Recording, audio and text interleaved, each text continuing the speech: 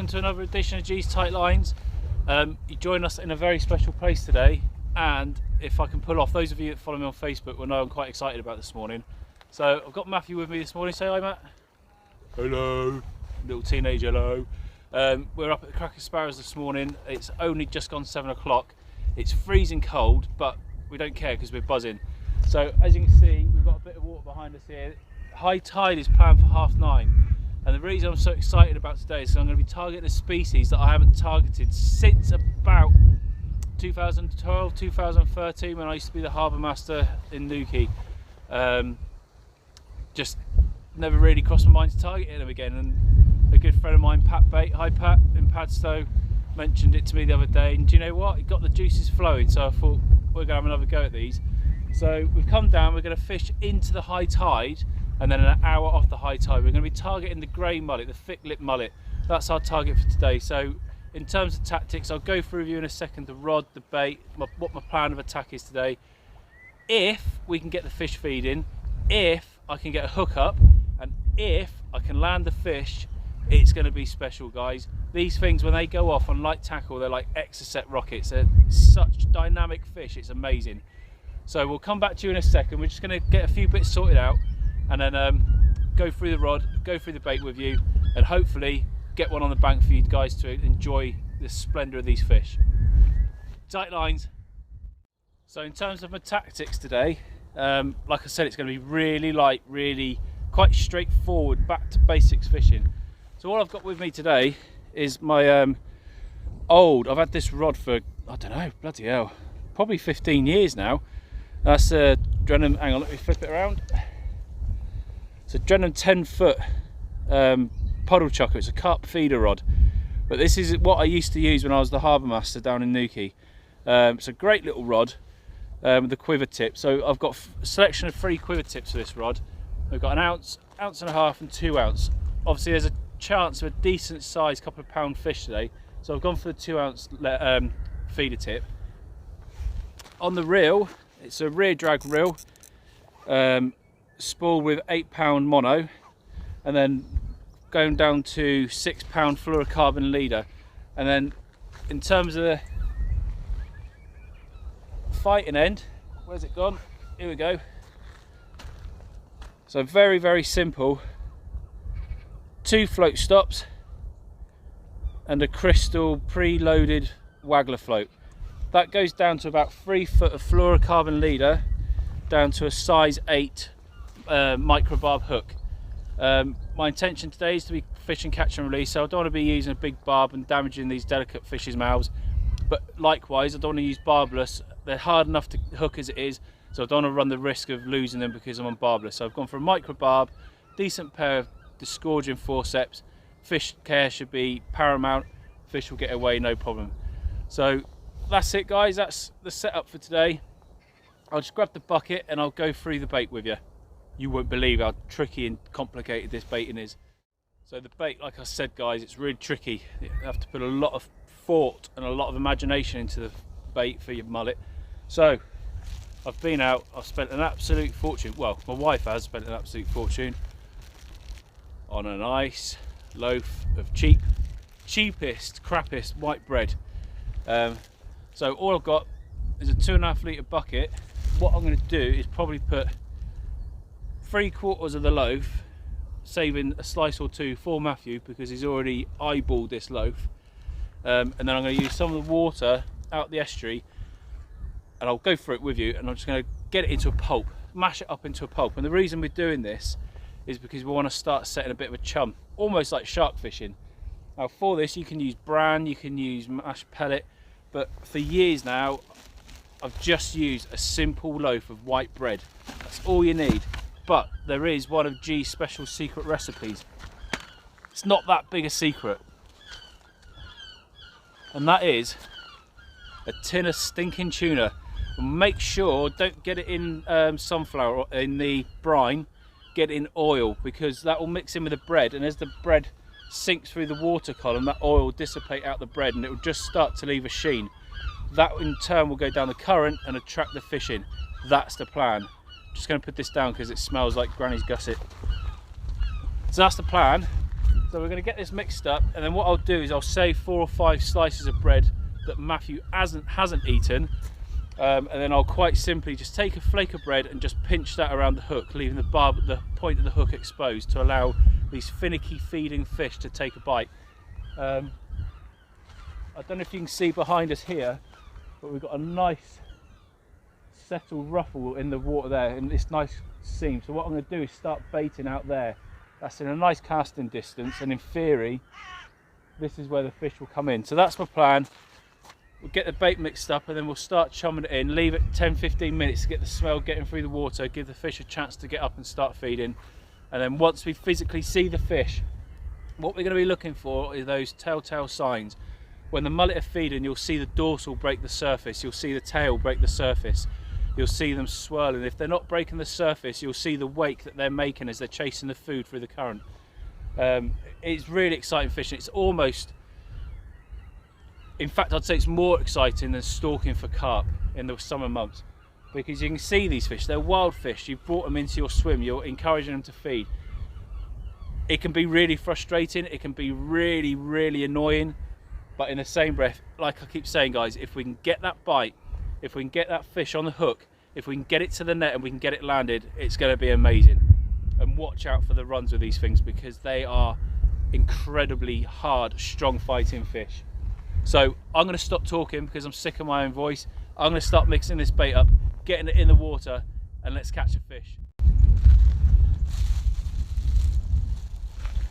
Alright, so there's my bucket. Got a bit of estuary water in there. 5 or 6 slices, just lob them in.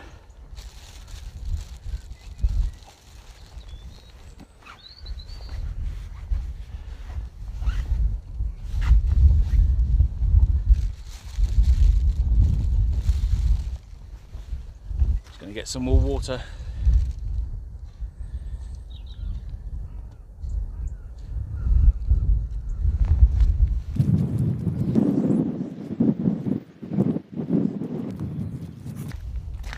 There we go, so that's soaking away now. We'll leave them soaking for 3 or 4 minutes, and then we can start to pulp that bread up. Once it's all pulped up, then we can add the tuna to it, mix that all in. See, already that's starting to mulch up.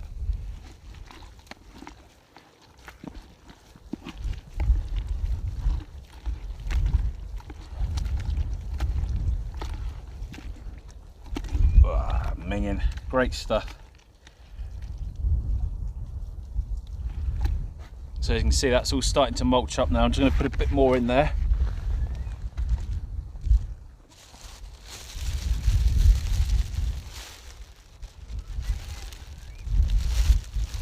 Make sure I leave myself enough for the hook bait.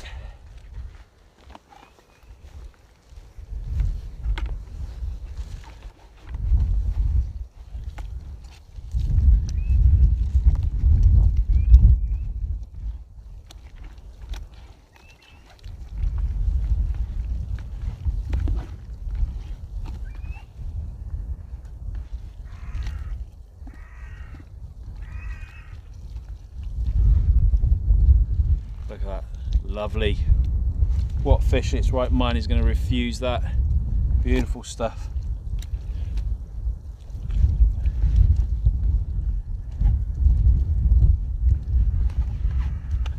Right, there's that.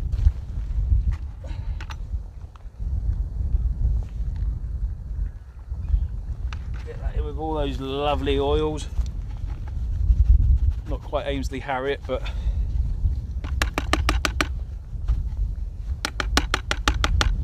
I'll give that a little swirl out in a minute. In fact,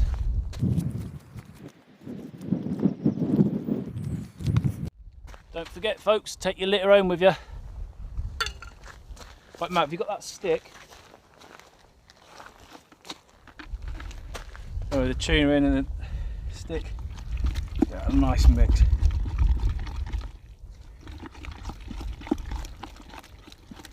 Those oils all mixed into that bread.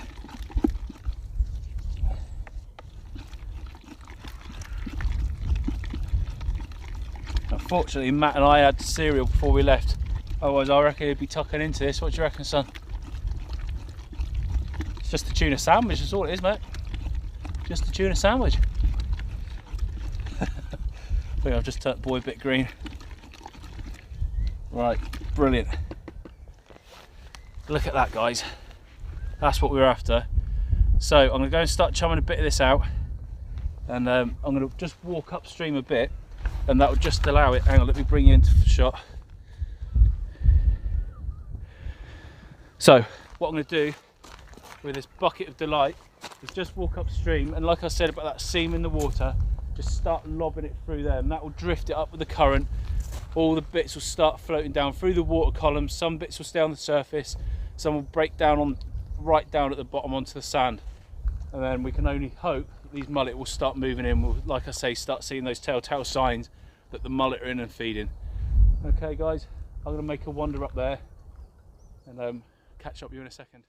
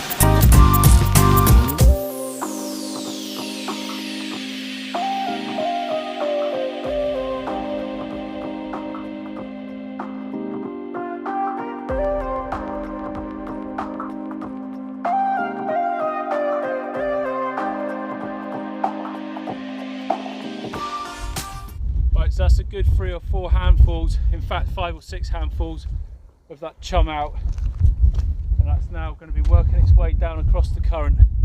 So like I say, we're just going to leave it 5-10 minutes, maybe 10-15 minutes, keep an eye out for those telltale signs that the fish are moving in with the current and the tide. Hopefully we'll get into one.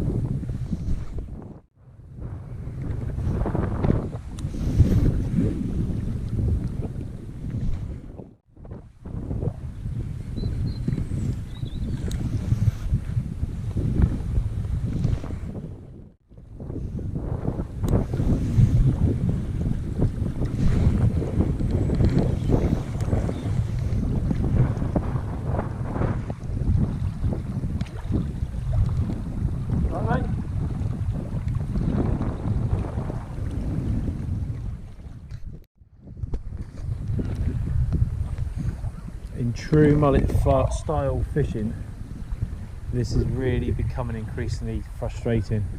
So I've had 2 takes now.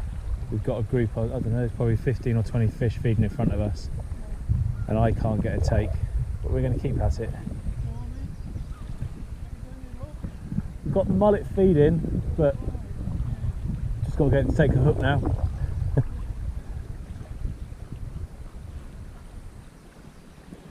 Local escapee.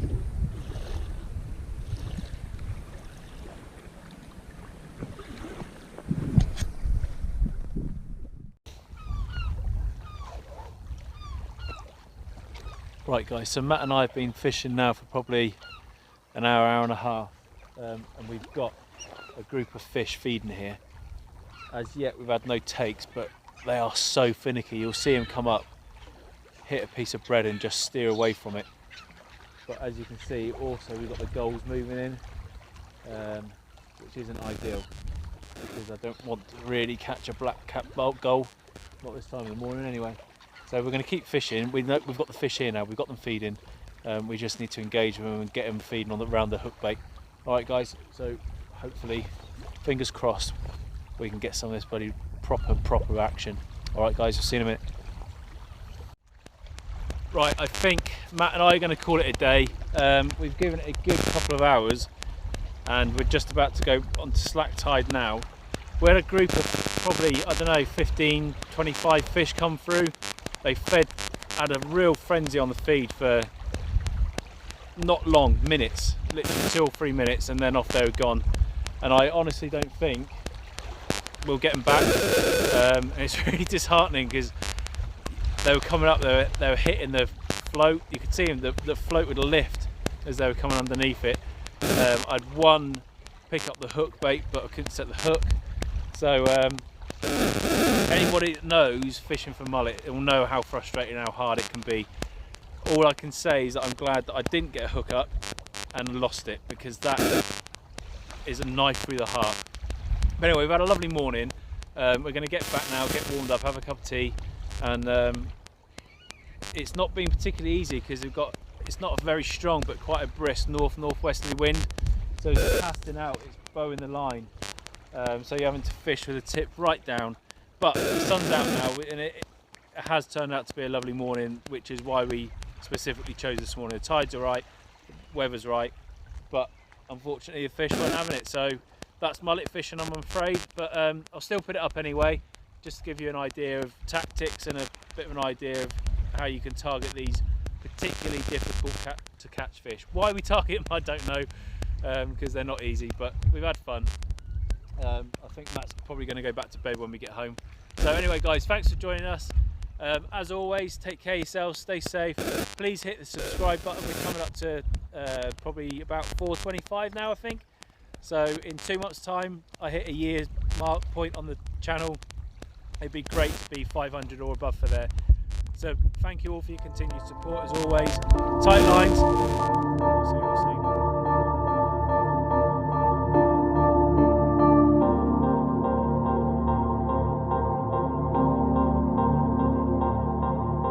Stumbled at the start line, I've done all that I can do, but I'll try again, I'll try again. Stay on the straight and narrow, we'll meet up at the end. Cramped up on the inside at the thought of losing you, but I'll try again, I'll try again.